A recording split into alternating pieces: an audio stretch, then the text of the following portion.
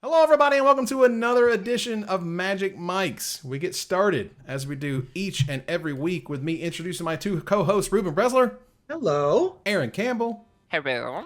Hi there. And we also get started, as we do each week. We talk about the first pick. We talk about the thing that's going on in Magic. And the first thing we want to talk about today is our new Patreon. Our Patreon is live. Yeah, we did it, guys. Oh, God, stop. Sorry, I was having the Are we a Magic real Mics in the podcast? background. We're a real podcast now. We got a Patreon, patreon.com/Magic Mics. I'm going to pull it up on the screen right now so you guys can check it out. Oh, my God. The Patreon is running. Come on. Here we go. The Patreon is running. We have no supporters yet, so you could be the first supporter. And we have actually been recording the entire pre-show for the first time ever, where we get to talk before the show, where it's just kind of like, free form. It's how we figure out the topics that we're going to talk about. We figure out what the joke is going to be for the finisher and all that good stuff. And as you can see on your screen right now, you can just pledge $1 and you're going to have a secret episode that we are going to record very soon. We have had to record because we've been trying to get this thing launched. But I want to record a secret episode that only you guys get for supporting us, which is going to be great. If you give us $2 a month, I will make you a 1980 by 1020 title card with your name or whatever you would like in this issue thing, as you can see it right now. For $5 or more a month, you guys can join us for the pre and the post show access, this stuff that no one else gets to hear or see. I'm telling you, it's entertaining because I was enjoying it, and there were many times where we're like, "Oh my God!" Like we were recording that. Yeah, we were. We were totally recording that. Got to be a little more. Yeah, I mean, I'm not going to be more. No, careful. You're not. It's fine because that's what they're going to get. That's what they pay for, man. And for $20 or more a month, you get to have an exclusive monthly Q&A hangout with us. We'll get that scheduled as soon as possible for our first one. And for $50 a month, and there's only 4 of these available. For $50 a month, we will give you a personalized thank you video because you guys are awesome and we love you so hardcore. And for $75 or more a month, because you guys are unbelievable and you love us that much and you guys are great, only 4 slots available where you get to pick a segment for the show each and every month. And that will be really fun. I actually think it'll be really cool to be able to talk to people and say, what would you like us to talk about to the world? We can talk about it with you. It's going to be great. So that is our new Patreon, patreon.com/Magic Mics.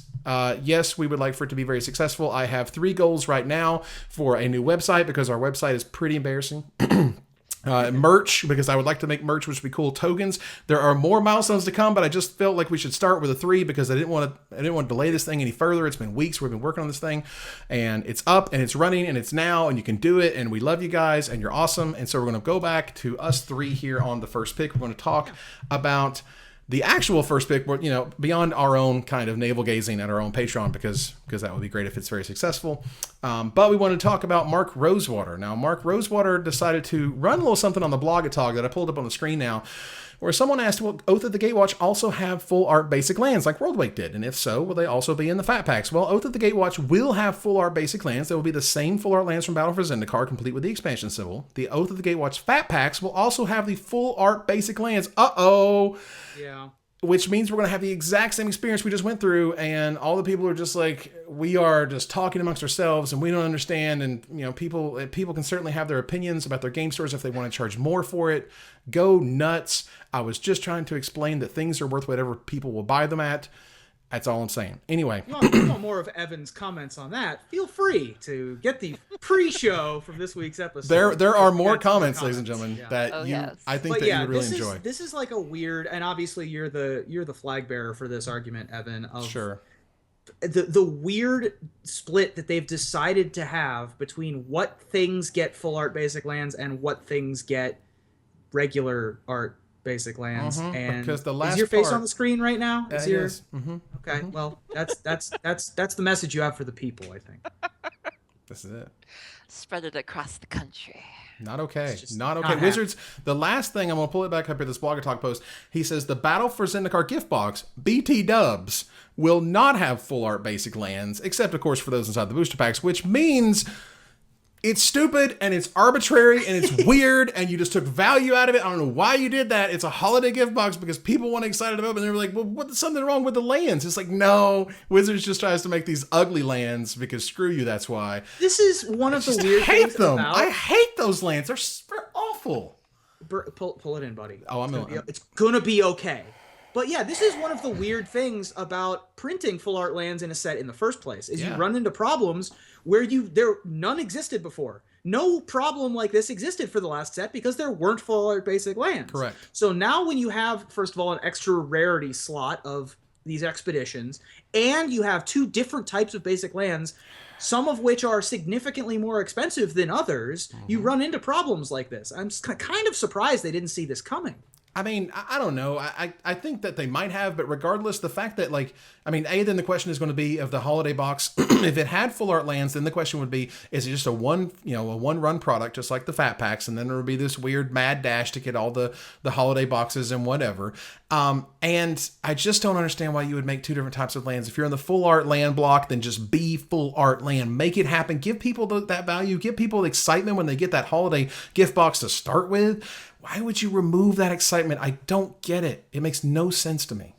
Yeah, it is kind of weird. I mean, I honestly think that maybe they didn't see it. I honestly think that there were so many other moving parts with Battle for Zendikar, right? You're returning for the very first time. You're returning to a beloved plane that had a lot of other things going for it. Well, I mean, Return to Ravnica was the first, but still. Well, and they sort of experimented with that, but they didn't have things like this. They didn't have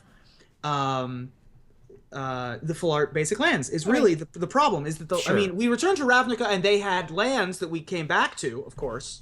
And so they sort of had an experience with expedition style things happening when they brought back Shocklands. Sure. But when every single pack has something different, because every single pack's going to have a basic land in it, right? Isn't that how it works? I mean, Aaron, are we going off the rails here? No, I agree with you in that, if I'm understanding this correctly, the holiday box comes out around like Christmas, the holidays, right? Yes. Yeah.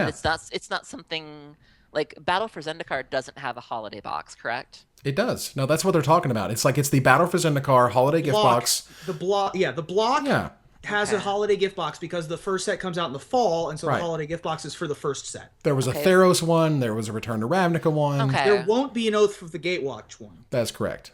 Okay. Because it doesn't come out. Yeah, I agree with you. And it seems like that's the opportunity to like really hype your product up. And like if you're giving this as a gift, like again, if I'm understanding this correctly, if you're giving little Timmy a gift box and he's underneath the Christmas tree and he rips open his box, that's a good time to see full art lands, to go through all that trouble and be like, I get the same crummy lands. The problem with that, though, is that because the basic lands have value, the price of those gift boxes go way up. Correct. Right? Well, they would. That's the problem. Right. Or they would if they had them. Right. I mean, like Oath of the Gatewatch, when you start seeing like pre-orders for the fat pack of Oath of the Gatewatch, it's already going to be higher than MSRP at this point. Like at this point, it's gone through the cycle. People understand they got the full art lands. Full art lands are worth more. So this thing's going to be inflated, and we're going to have this conversation all over again. We probably won't because I don't want to talk about it anymore. But like, but we could, and it's going to be there. And that's just one of those things. It's like, I'm glad that Wizards at least said it now. They're like, just so you know, this is going to happen. Wizards didn't say it. Mark Rosewater said it. Mark Rosewater which is like a really good way that I've found Wizards releases information that they don't really want to talk about. Is they just let Mark Rosewater post it on Blogatog. Right. And then the people who are incredibly franchised, the enfranchised players, that's us, the people who, care about the machinations of Magic and they care about, like the community and the metagame and like what's happening in Magic and the big events and all that stuff. Those people who are super tuned in, which are us, which are people who are on the Magic subreddit, they can have that stuff to talk about and mull over and figure out and why is it this way and whatever. And the rest of the world is like, I don't know. They got a land thing and a box thing. Okay, they got a land thing and a box thing. Right. So the Battle for Zendikar gift box will not have full art basic lands. Yes. The only other thing that doesn't have full art basic lands from Battle for Zendikar are precons, correct? Yes. Pre-constructed decks. That's correct. Which makes them rarer, right, than the full art lands. But no one likes them, so it doesn't really matter. So it's like, I mean, it's just, I don't know. It's just for those, like, the completionists and those people who have to collect every last little thing about a set. Now they have, like, another bunch of lands to collect. And it's weird, and they're not in the complete sets because the complete sets have the full arts and not the half arts or whatever. I just can't handle it. I'm sorry, I can't handle it. It makes me mad. It makes me sad. So so we're going to move on here, and we're going to talk about our Desperate Ravings, which includes a lot of sort of Twitter conversation that we had, a lot of Reddit Pros conversation. behaving badly. Pros doing pro-y things. I'm going to bring up on the screen now Owen Turtenwald's tweet. It's not fun to explain to friends of the family that I got second at Worlds where I played and lost a single game of Magic for $30,000. Okay. Out into the aether went his tweet. And back came Ari Lax, who has known to snark it up a little bit from time to time. That, quote unquote, lost a single game, aka got 3-0'd by Seth in games he could cast spells. Referencing Seth Manfield, who ended up winning Worlds. Yeah. That is correct. And so then Owen is like, what are you hoping to accomplish with this? Make me feel worse that you win? Owen was like, just showing you the outside perspective. You seem to be viewing $20,000 in 11 pro points very negatively. And that's kind of a weird thing to be doing sort of to start with, which, ultimately you did a great thing and you had a great performance and you should be very happy about it. Because, I don't understand where you can kind of complain about that. So anyway, so we keep going. And you have Matt Costa in there. Deeper. It goes even further. Oh, and then we have some good ones, like Huey Jensen, as you might consider having some idea what you're talking about before before such a tweet in the future to Ari Lax. Yeah. And then Craig Wesco is in there terrifically. But I just tell my friends and family I play Dungeons and Dragons and Pokemon, and then I have a gambling addiction. It's much easier. And then John Finkel, God bless him, Johnny Magic, drops the best, which is, this is a Martellian level humble brag. Sorry, the Aston Martin was in the shop for your ride to the Oscars. Yeah, it's really good. At another point, a lot of people had really good responses to these. I mean, obviously Finkel and Wesco had some of my favorites, but I also really liked Paul Rietzel, who just had to dagger a little bit more because that's just how Paul is. He said, from an overall equity perspective, it was way more than $30,000, which I love. And Adam Boyd is another one that I really enjoy reading his tweets. Whenever he tweets, he's a rare tweeter. He's at Never the Jedi, NVR the Jedi. He's top 8 in an SCG Invitational in the past. My dad was so proud to hear about the draft I won last night and the literal tens of dollars I'm now rolling in, which I really liked a lot too. But yeah, this is a weird thing to have popped up. I always love these pros behaving badly on Twitter kind of conversations. And this one got a lot of exposure. There are 73 favorites. Not a lot of retweets because I think everybody already follows Owen Turtenwald. And so, retweeting's like not a thing. Oh, Aaron. Do. In order for Aaron to see the thing, she needs to get it retweeted by Reed or something like that. So remember to @original Ostras. Or Kai. Estras? Or Kai. Yes. Yeah, that's right. So Kai has to retweet it. That's the only way that she'll see an Owen Turtenwald or an Owen Tweetenwald tweet. There you go. But this to me is just that delicious Magic culture. This is just totally Magic pro culture, but yet a part of the game that you can't sort of be in love with Magic and not see this and sort of I for one just like it for what it is. I think it's hilarious that these people are either complaining or arguing or trying to justify being upset or unhappy with all this success. Now, it cracks me up. See, I enjoy it. Sorry, go ahead. I was just gonna say I enjoy it more from a gender perspective, where it's men love to say that women are catty and bitchy and we pick at each other, but men do it too, and sometimes they do it to a better degree than we do, and I especially love it because more often than not, and I notice that this happens around Hall of Fame time too. They put up that pretense of I respect him as a player and he's made some amazing. No, you don't. And so, when they let that veneer down for a little bit, I live. And all of a sudden you see all these old grievances, that time we were at UP2 below and you looked at me funny, and I'm like, oh.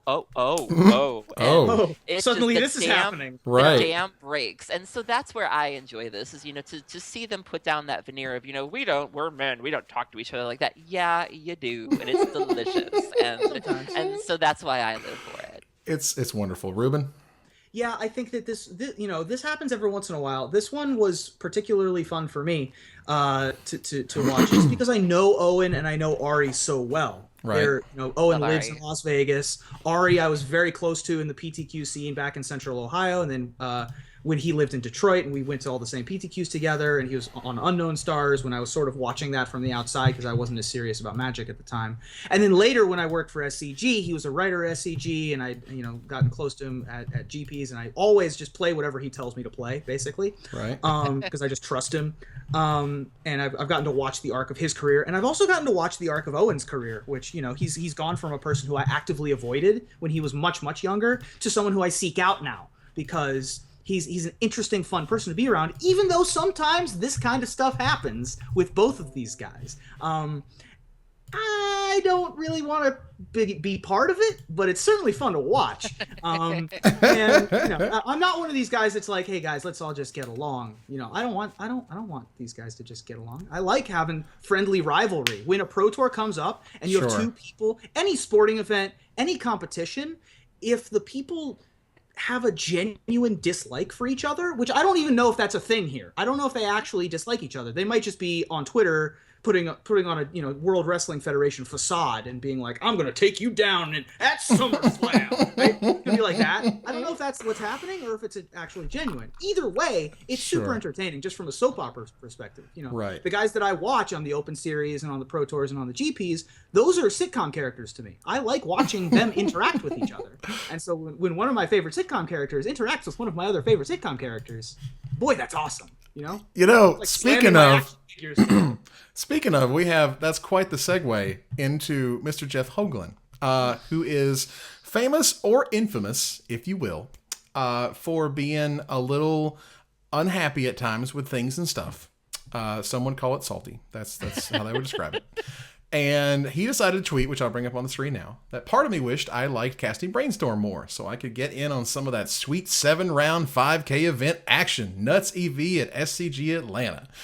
And Joe Lossett wasted no time directly with a dagger of at Jeff Hoogland. Good to see that you are okay. I got worried when I didn't see you whining about Legacy this afternoon. Oh my God. So this, Ruben, is very similar. Twice as many retweets and almost twice as many favorites for this as the Owen thing. It's like a hug from Jesus. It's like a warm, just... Well, my favorite was you saw Hoagland's response, right? Oh, it wasn't nearly as good, but I appreciate that he tried. Was good. Here, I thought you'd be busy drawing matches unintentionally at SCG Alt instead of checking Twitter. Basically, was what he meant. Correct. So, which I think it's just these are also characters. They're in a slightly different TV show. They are. These are like just slamming action figures together and just coming after each other. I just love it. It's great. It's just, again, this to me is just, I love this stuff because it's, it's their personality. They're super competitive. They're trying to dagger each other. Are they being really serious? Are they just joking? I mean, you never really know. It's hilarious. And also the other thing is that Twitter is you're hiding behind a keyboard, even though it's your face on the Twitter. Right. You don't have the blue check mark, but you might as well in the Magic community. Everybody knows that at Mr. Orange is connected to a real person. Right. But you would say something to at Mr. Orange on Twitter that you might not say to him in real life. Right. That's just the way the internet works. Sure. So people drop all of their inhibitions when they got an audience. I had more of a stake in this situation than I did the Owen one because... Tell us. No, I'm trying to word it well. I'm not trying to be irate here. But right, no. I've had experiences with Jeff in the past, and I have not always been the nicest person, but I acknowledge that, and I'm actively working on that. Mm-hmm. And I think part of that comes from the fact that I realized that there was so much negativity around me. And I kind of had this realization around Battle for Zendikar time where, Brad Nelson, if you look at Brad Nelson's Twitter bio, it says something to the effect of be around the people who want to see you happy. And I just kind of realized that I'm contributing to this, like how can I say that I want to be around better people when I'm being a crummy person, Mm-hmm. And so I kind of made more of an effort to, if I may not like Burn as a deck, but if you say that you want a game day with Burn, I'm not going to chime in and say, yeah, but you won with Burn. I'm going to let you have that moment. There's a time and a place to say certain things like that. And, I'm certainly making more of an effort to do that. But to bring it back to the Jeff Hoogland thing, I've had a number of really bad experiences with him where I won a 4-0 at a daily, and his first response was, how many people were there? how many rounds did you actually play? What matchups did you play against? And I was like, why is that your default? Like, why can't you sit there and shut up and be happy for me? Like, that's all I ask of you. And so to see him sort of get his just desserts in this particular situation, I'll admit I'm hashtag Team Petty. I was very happy to see that because he is not always the nicest person. So to see him be taken down a notch or to receive some of his own medicine, I wasn't sad to see it happen. And also too, it's like, I've also never understood the idea of telling people like that you're taking your ball and going to play elsewhere. Like I don't go on Reddit, but I also don't post on Reddit that I don't go on Reddit. It's simply, I just don't see it for you. Sure. But the fact that he felt the need to post on Reddit, I'm no longer posting on Reddit anymore. What? Like that would be like telling somebody I'm blocking you. Like this might be a little bit. These two topics, these two Twitter exchanges, might be a little bit of inside baseball, right? Where it's just like we care about it because we pay so close attention to the characters as opposed to the cards, right? I mean, we pay attention to the cards, but we're like slightly more invested in the people playing than the average viewer might be. Sure. Partially because we've met some of these people and have personal interactions, but also partially because we're television characters. Yeah. I hate to break the fourth wall here, but I'm inside a box. Oh my God. And if you saw me at an event, you would treat me differently than you might on Twitter. Sure. And I've had to deal with. I don't know if you know this, but I've had to deal with trolls in the past. And the way that I handle trolls is I don't feed them. I don't know if you know this about me, but that is a thing that I do. And so, in the future, I would suggest to everyone who is on social media, just don't get upset about social media. It's not, I mean, enjoy the daggers. I love it when I get someone daggers me with a good one. I love it. But you just got to not get upset about it. Just be like, okay. That was a body blow. Good punch, kid.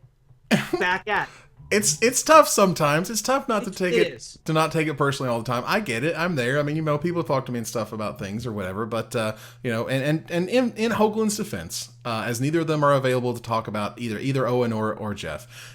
Jeff helped me with the deck when I went to SCG Knoxville, and he was super giving, cool guy. When he was at the Players Championship, cool guy, no problem. But when he quickly got blocked by Worth because he just kept going on and on and on about trying to make fun of Magic Online, and I get that he's a programmer. I understand that. He's probably a very talented one, and there's nothing wrong with that. But, there's ways in which you can interact that leave people with a positive impression or a negative impression, and I think he's went too far on the latter end of that for a lot of people to not get this kind of sort of schadenfreude, oh man, isn't it awesome that, Lossett just kind of got him in there because he's so upset and he's so salty with everybody else or whatever. That's kind of a thing.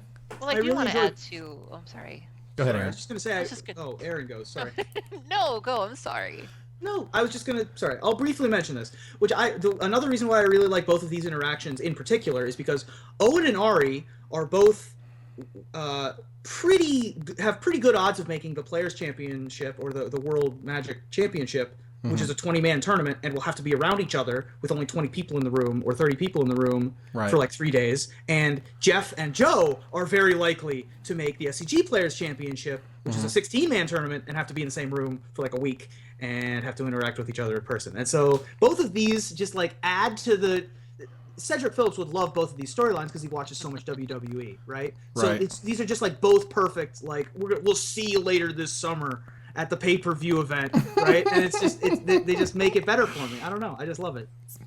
I just wanted to end on a positive note, and just by saying that, despite my personal feelings towards somebody, I can still admit that they're insanely talented. And, I think we can all agree that Jeff has an eye for cards and for deck building that a lot of people don't have. And I would never presume to take that away from him. And I think it's important that we make that distinction where, that there are other pros that I don't necessarily care for, but I would never try to take their accomplishments away from them. I can say I don't care if you as a person, but you are a hell of a player. You are a hell of a deck builder. And I think it's important that we keep that perspective that while he may not always be the nicest person, he's still brilliant in a lot of other ways. And I do wish him well in that regard. Sure. And I mean, this is like the Ty Cobb problem with baseball. Is Ty Cobb, an alcoholic, womanizing, awful person, worse than any Magic player that I can think of.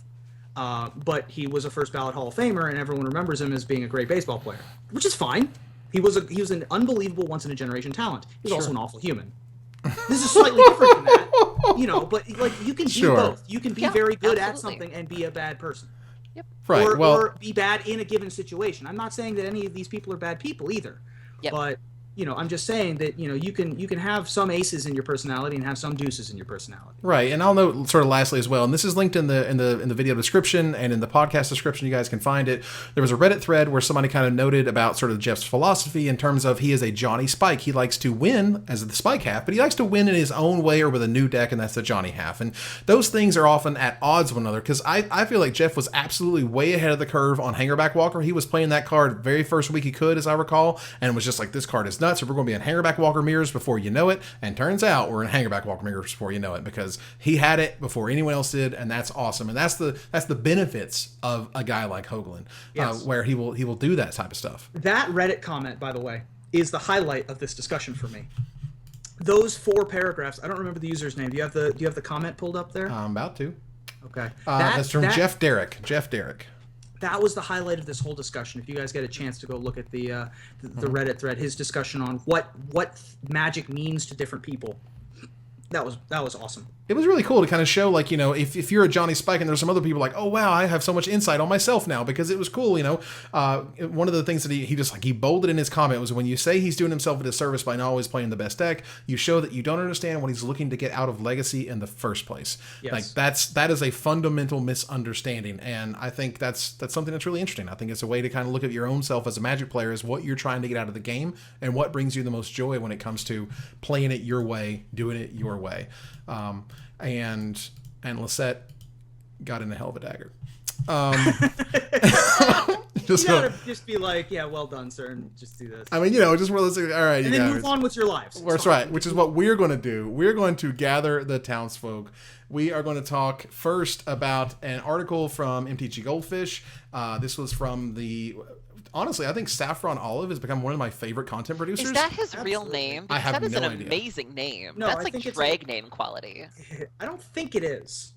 I don't know. I honestly have no idea. All I know is his content, I feel, has been consistently great.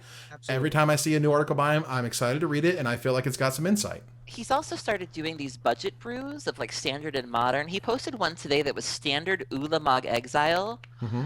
My heart sang. I was like, I would 100% play this. So he deserves credit in that regard too. He's killing it right now. Yeah, he really is, which I think is really cool. In particular, just spoke to me in a way that articles don't usually. Like, this was a super unique article that also was something that was just in my brain. I was like, oh, all of those things are things that I have in my head, and you put them on the paper, which is weird.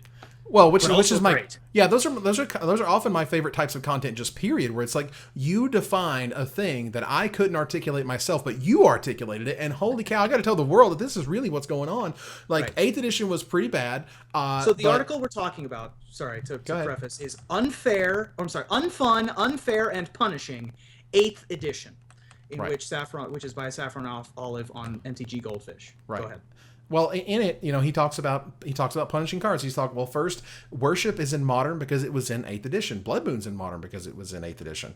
And there are some serious unfun game states that can happen as a result of hate cards being as strong as Worship, where you can get rid of their hexproof creature. There are some unfun games that when Blood Moon shuts down your entire mana base. He also goes on to talk about Ensnaring Bridge, which was also in there. And lastly, he talks about Choke. And the real cool thing he kind of notes is that he feels that, you know, there are hate cards that can be healthy or unhealthy for a format. The unhealthy ones discourage diversity in deck building. The healthy one encourage diversity in deck building and reward skillful play.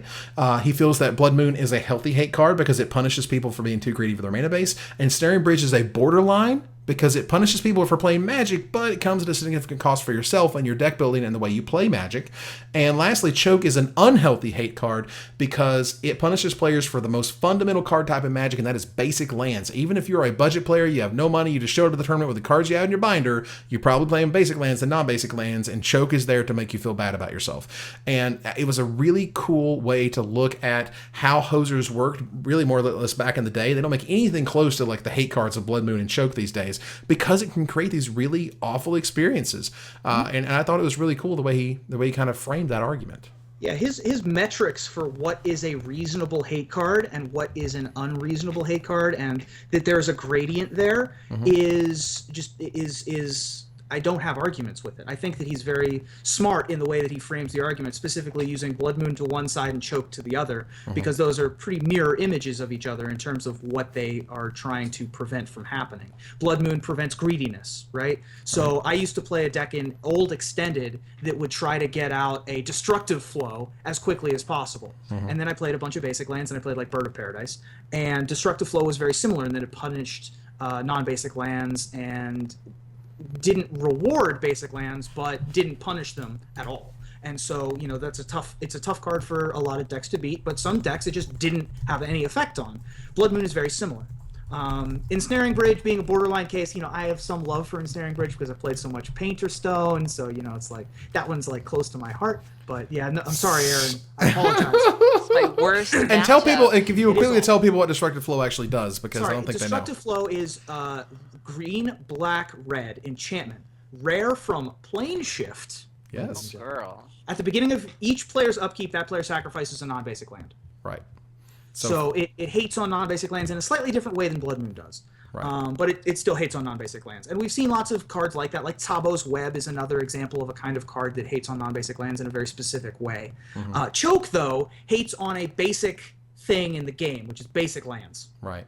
They have the word basic right in the name. And so when you have Choke in a format like Modern especially, where blue is not the force that it is in Legacy, Choke is sort of unhealthy in a number of different ways, in that it pushes players away from using basic lands and encourages them to play non-basic lands like Celestial Colonnade or Glacial Fortress for certain decks. And so those are the kinds of cards that shouldn't exist in Modern, which is what Saffron Olive is arguing. I really like all of the arguments that he uses, and that 8th edition in particular is a huge problem. Not only is Choke and Blood Moon and Ensnaring Bridge in there, but he also, that set, had Worship, which is just an impossible deck or impossible card for some decks to beat. There are a lot of cards like that in 8th edition. 8th edition was a problem for stuff like this. And also had a bunch of really bad hate cards, like Baleful Stare. Boyle? Wasn't Boyle in there?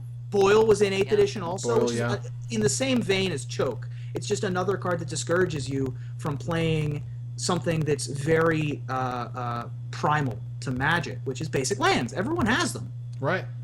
So I want to preface this by saying that I don't think that's his name, because apparently there is an actual item called saffron olive oil. I did not know this, so that's... Wow.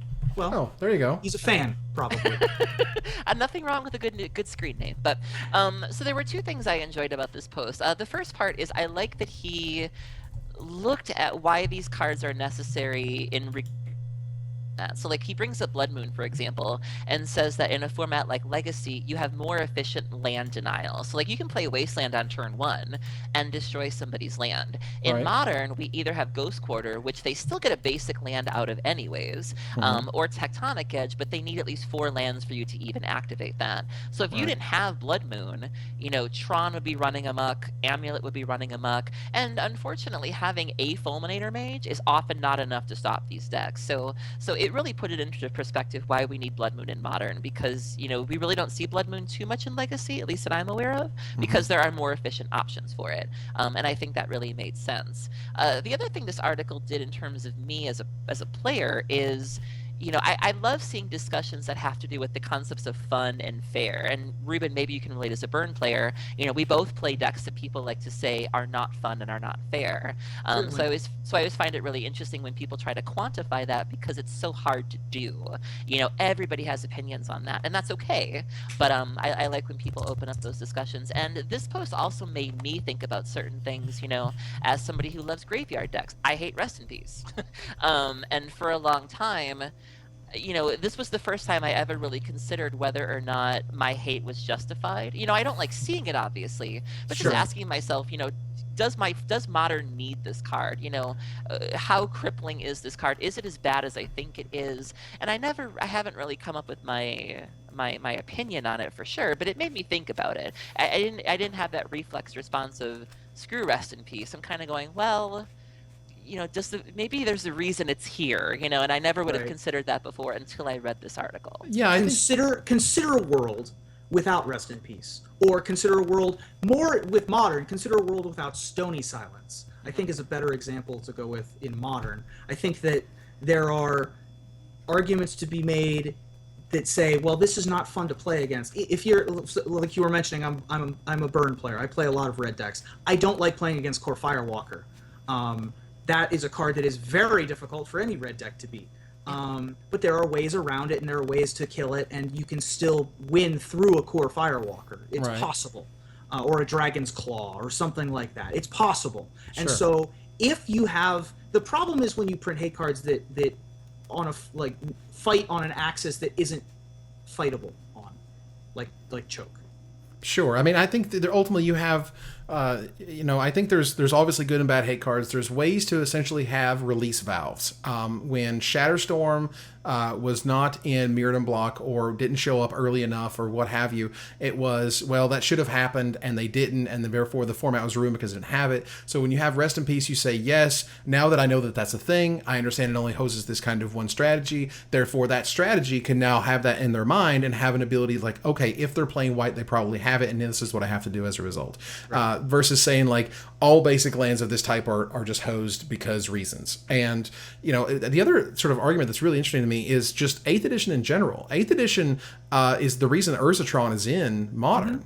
The reason Worship's in Modern. The reason Blood Moon and Choke is in Modern. It's really interesting. A lot of people have actually been talking about if you can just get 8th edition out of Modern, you'd probably have a lot more fun with the format. Because, and I also want to say Summer Bloom is also in 8th edition. Yep. Again, all these core pieces to all these stupidly, what many would consider unfun decks are in this set. Very unfun. Would riot. I know, right? So it would be unreal. It's. I guess it's a discussion worth having. Yeah. Where you have this arbitrary line of what Modern is anyway. Right. Right. Is this a discussion worth having? Where do we just take 8th edition out of Modern, or have we already we've made our bed, now we have to lay in it? 8th edition's in Modern. That it's just going to be in Modern forever, or is it? Or can we talk about it? Is it a thing even worth discussing? Well, people already think that Modern relies too much on the ban hammer to police the format, and I'm not sure that adding more bans is necessarily the answer. It's. Well, I mean, I don't see them doing that. Let's just get that out of the way. I don't see them taking 8th edition out. Honestly, I wouldn't mind it because, again, I think there's so many problems that come from that stupid set.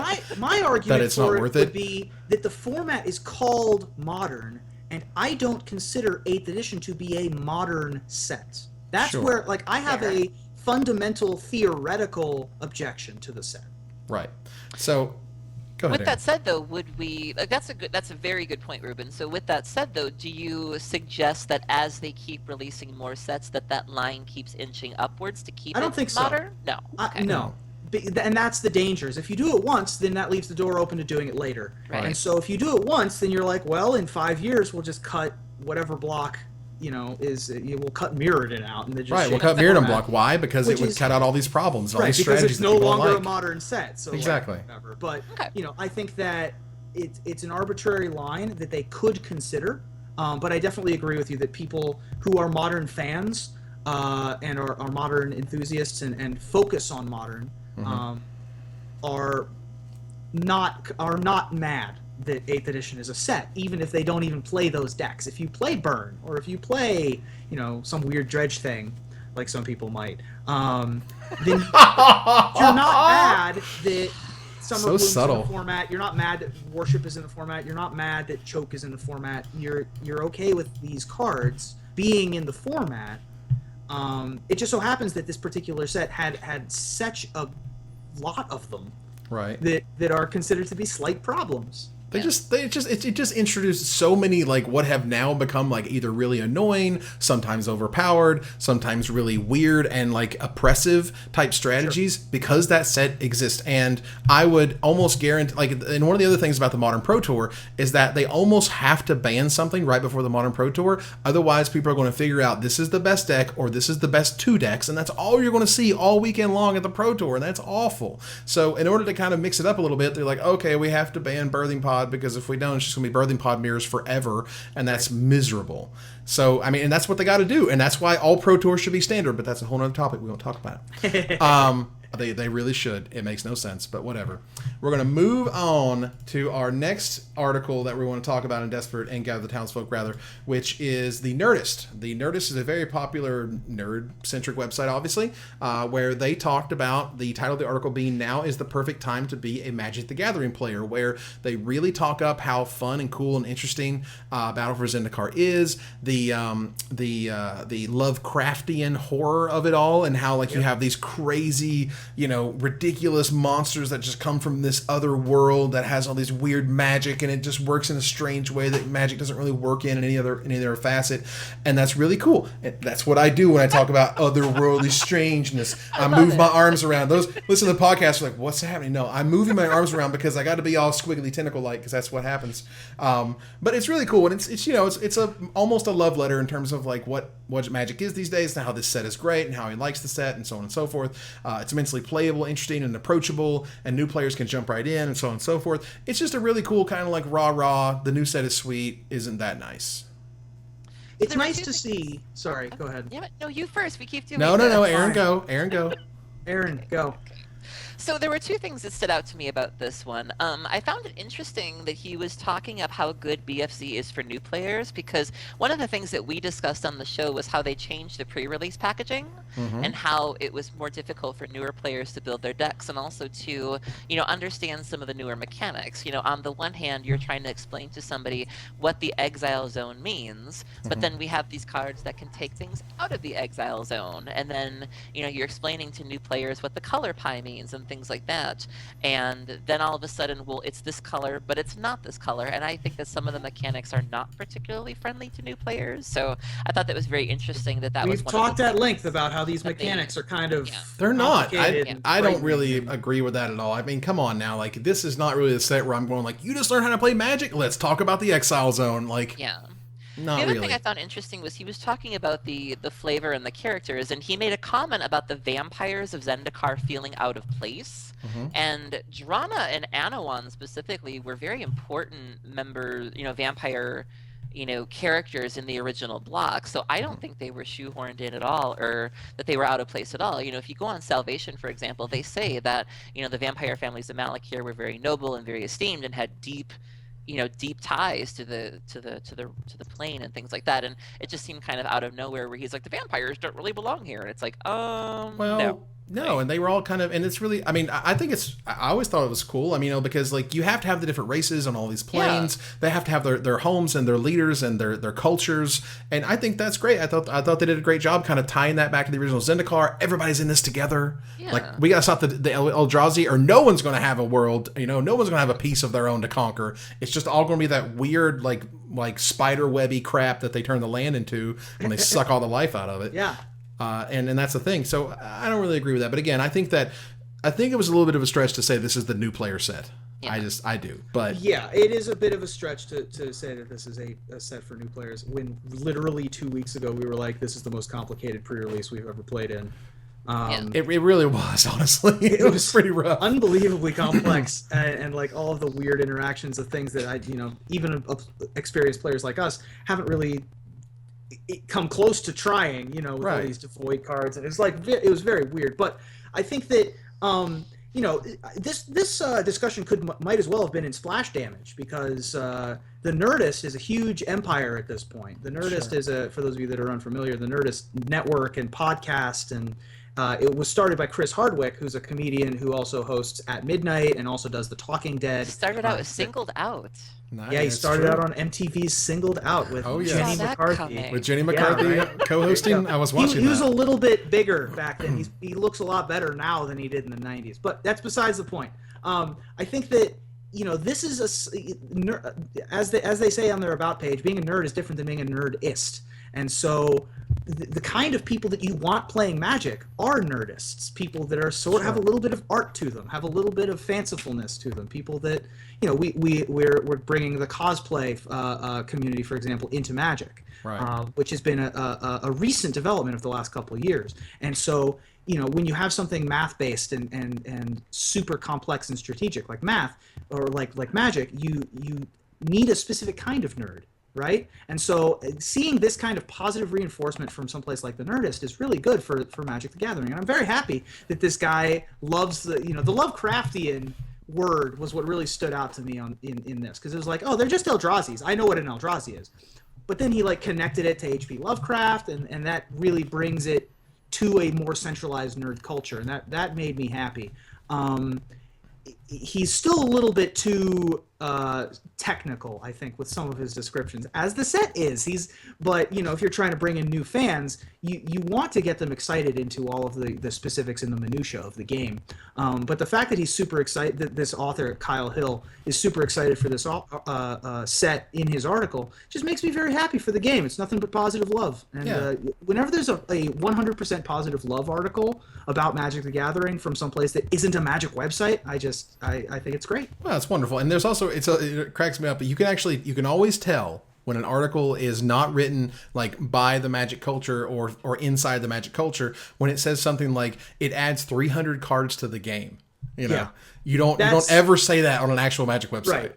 Yeah, that's like if your family wanted to like make you a personalized Magic card for your birthday, right? And then they just like got the templating all wrong, and you're like, "Thanks for trying, Mom and Dad," but it's like the mana doesn't do that, and they're like, "Oh well, we hope you like your cake anyway." Right. Yeah, thanks it's for sort of trying. like that. Sure. But sure. yeah, I definitely I liked the article, and I liked the positive spin, and I definitely like using the word Lovecraftian. That was my favorite part of the article. Lovecraftian is a great way. Yeah. Was that they are horrifying Pacific Rim monsters. So. Yes, they are. So we're going to go infinite next. We're going to go infinite with an article from hipstersofthecoast.com, which is a really interesting kind of blog that runs a lot of interesting articles. And this one is from about a little bit less than a month ago, a couple weeks ago, but I thought it was really interesting. And Aaron, you kind of brought it up to our attention, which is professional Magic still a game?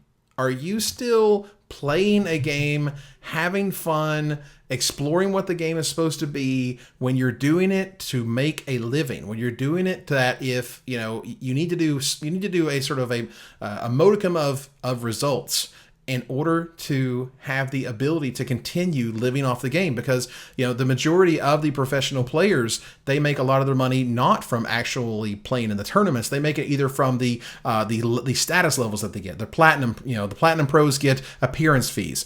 They write for websites. They can endorse things. They can do live streams, which can be subscribed to and sponsored and whatnot. And at which point does it become sort of like this struggle that goes on? In order to, this is my job. I must do this. I must live through this. This must be my life every single day. Versus saying like, this is a game that I'm enjoying and I like it and I have fun with it. Right. I want to quickly sort of bring up, there was an article about a very popular Hearthstone player.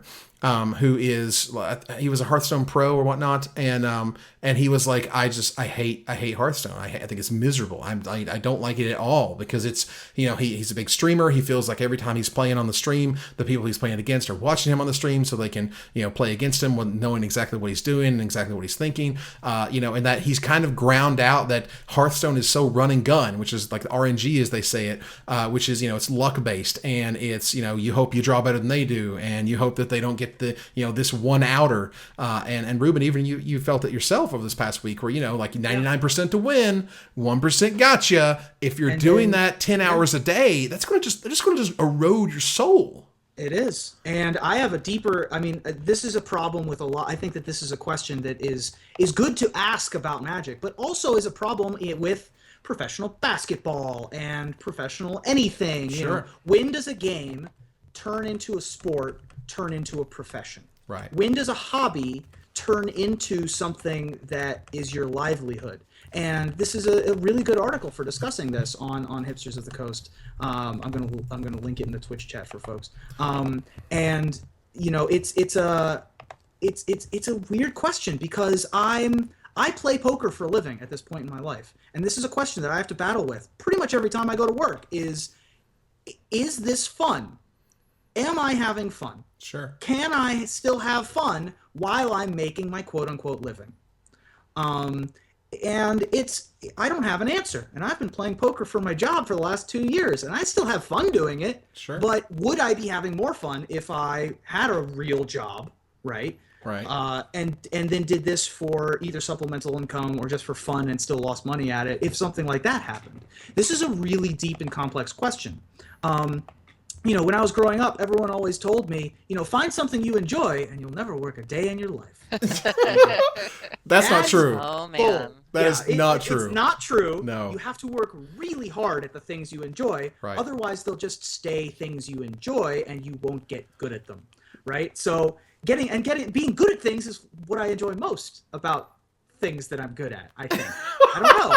Because I don't do things that I'm not good at. I don't know if I'm meta. Yeah, I don't know. Like the practice and getting good is part of the experience for me. Other people, as we mentioned earlier, people get into Magic and get into other things for lots of different reasons. But I'm very much a Spike personally, and so being good is a I don't know if it's a symptom or if it's the cause, but being good is part of what I find about Magic interesting for me personally. And so this is a really it sort of goes hand in hand with what does Magic want to be? Does it want to be an esport? Does it want to just be a hobby? Does it want to just does it want to languish back in the day with Overmaster and Legend of the Five Rings and other games that people have forgotten that no one is a professional in?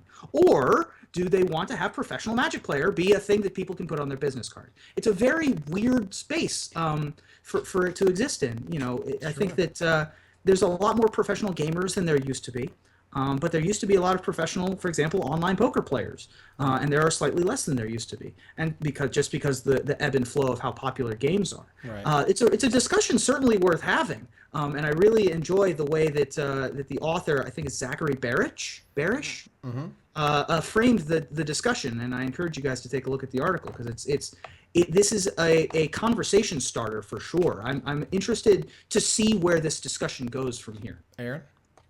Yeah, this is something I don't want for myself. I was actually talking with somebody at the GP the other day about, what we get out of Magic or what we're looking to do. And I wouldn't want to be in a situation where it was work or where I needed the money to get by. I like the fact that, if there's a GP coming up, I can play Dredge. It's not the best deck in the room, but I can go and it's what I love and it's what I have fun doing. And I don't have to play Esper Stoneblade because it's the best deck. I want it to be a game. I wouldn't want it to be work. And, as a general rule, I try not to do things that I don't want to do. I had a podcast before this one. I did a show called The Deck Tease, and I got to a point where I didn't love it. And I'm the kind of person where you sometimes hear people who like to cook say that how they're feeling comes through in their cooking. Where I remember my grandma used to say that, where I would eat something and she'd be like, yeah, I was in a bad mood when I made it. It didn't really turn out that well. And I'm superstitious like that, where when I hear episodes of my show that I didn't enjoy doing, I can hear it in the show where it's like, I really didn't love what I was doing. And likewise, I can tell sometimes in the games that I play where it's like, I was really not feeling this, or I was really miserable right now. And I feel like that comes through when you play. And so I never want to be in a situation where I don't want to be there because I feel like that would translate in whatever I'm doing. And maybe that didn't come out right. But, so to what he's describing in that post is sort of like my worst nightmare, where it's like, well, I have to go to this GP. I really don't want to, but God, I need the money. I would never want to be in that position because. Sure. But by the same token, we're not slogging in the coal mines here, right? It's right. It's not so bad. But I think it could certainly be worse. So basically, work is work. Yeah. Right. And what the problem is that this thing I learned when I was 12 that I picked up and then played in the lunchroom every day for my entire childhood and adolescent years, and then became a part of who I was. Part of my personality is that I play Magic. That is part of who I am. When that stops being only a fun activity and takes on another life as potential income, and your income means that you get to eat the next day, then it becomes something else. And it's a difficult, self-actualization, self-realization kind of thing where you have to decide what you want Magic to be.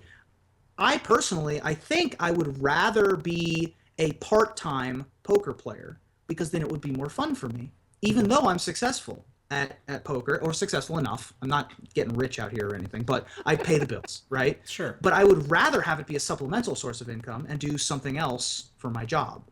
But by the same token, it's the best job. It's like I have my own boss. I get to go to work whenever I want to go to work. Magic is similar. I mean, you don't get to go to work whenever you want to go to work. You have to go to work on Saturdays in exotic locations and then play a children's card game for a living. It's slightly GP different. Omaha is not exactly exotic, but Right, or Oklahoma City or whatnot. It's fine, but GP Hoff. Right, but I mean, I've talked to people, and I mean, I know these guys, and sometimes they struggle to write these articles. Sometimes they don't want to go to these places, and yeah, it would be great to go to California or whatever, but I just don't really want to. But I have to because of X, Y, and Z.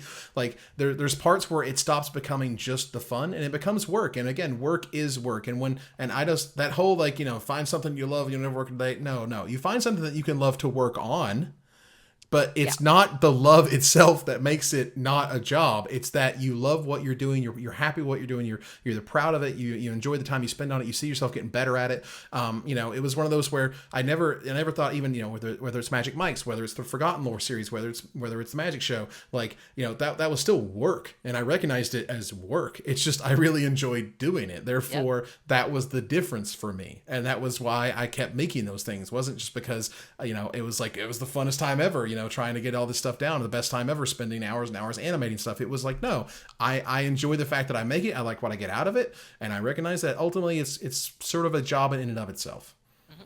And that's just kind of how it works. So we're running out of time here. So I think we're going to run back down to the finisher. The finisher is where we close out every single week, where we have a sort of an interesting scenario or a question or a situation in which we all kind of provide our humorous take on things. This weekend, 3 new players will enter the Magic the Gathering Pro Tour Hall of Fame. Eric Froehlich, Shota Yasooka, and Willy Edel. When they finally make the Magic Media Hall of Fame, and you guys get in, which obviously you guys are getting in. Well, yeah, we're all getting in. Yeah, okay. What will your opening line in your Hall of Fame induction speech be? Well, I would like to thank God, my parents, and RuPaul for all of the gifts that they have given me. Mm-hmm. Yeah, they've granted you from on high. Yes, they provided those things. I would love to thank most of all Evan Irwin, who was just barely slightly less funny enough than me so that I could become popular. Just a little. I can make it maybe about that much. I can make a dumb joke. Let me tell you. But however, you sure can, buddy. Tell you what. I'll tell you what, little lady. Hey y'all. So lastly, I'll close out here with. I would like to thank all of the fans of the Magic Show and Magic Mike's, and also the haters, because I feed off your tears. #extra salty. Haters are important. Haters are important. They keep you in line. And so Ruben, thank you very much for joining me. You. Aaron, thank you very much for joining us. Absolutely. So we're going to move into our final slide as we do each week. And that ends another episode of Magic Mike's. Thank you for joining us here live to discuss all things Magic. I want to thank my co-hosts Aaron Campbell and Ruben Pressler. You guys for watching. Hope you follow, like, tweet, favorite, share, and do everything social that tells people we exist. Also go to patreon.com/magicmikes because we love you lots and we really appreciate your support. Catch us online at twitch.tv/magicmikes, on Twitter at magicmikescast, on Reddit at reddit.com/r/magicmikes, and on Facebook at facebook.com/magicmikes. Talk to us privately at magicmikespodcast@gmail.com. Follow the audio-only podcast at magicmikespodcast.libsyn.com or find us on iTunes, or join us here next week, same time, same place, for another episode of Magic Mike's. Thanks, everybody. Good night.